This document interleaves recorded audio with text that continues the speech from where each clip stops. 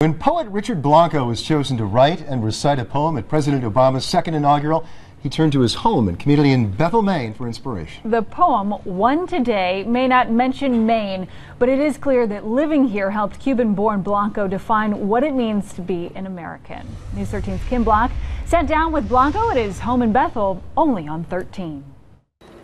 All of us, as vital as the one light we move through. They were the words that inspired a nation. Inaugural poet Richard Blanco weaving his personal story of what it means to be an American, born in Cuba, raised in Miami, and finding inspiration in, of all places, Bethel, Maine, where he has lived for the past 3 years. Is this where you find some of your inspiration? It has to be. Yeah, definitely. It's part of what I look at every day when I write. So.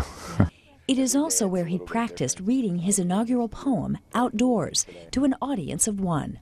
Well, maybe two.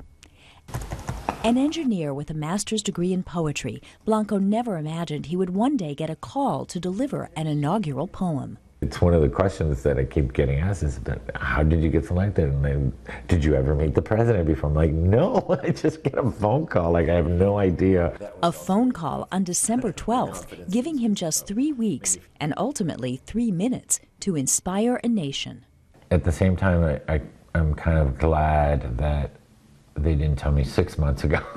I said I would have been sitting here for 6 months. For inspiration, Blanco relied on both his background and his backyard. What's amazing about nature and about this view is that it's just always different in a way. It's always beautiful. You never get bored of it. You never get bored of that.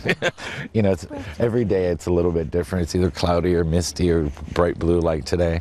But it's nature's always changing, and that was part of the inspiration of the poem, I think. One sun rose on us today. Blanco used the unifying theme of nature to reach out to all Americans in the poem, One Today. One ground, our ground. He also drew from what he has experienced here in Bethel. That sense of community and how each one of us is like a little piece of the puzzle in the town, and it all works together, and how there's like half a degree of separation in Bethel.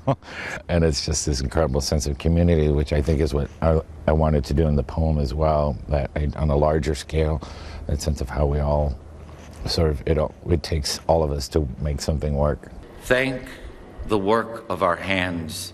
They were words that seemed to resonate with many, opening eyes and hearts to the power of poetry. I just think it is great for poetry. I think it's it should be a law that they have an inaugural poet at every swearing-in ceremony, no matter where.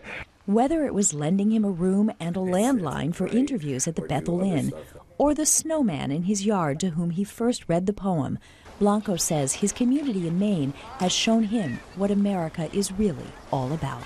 But in Bethel, you really understand how everyone is connected and everyone contributes, and we all respect each other for how necessary we all are. When there's 5 feet of snow, people have to get along.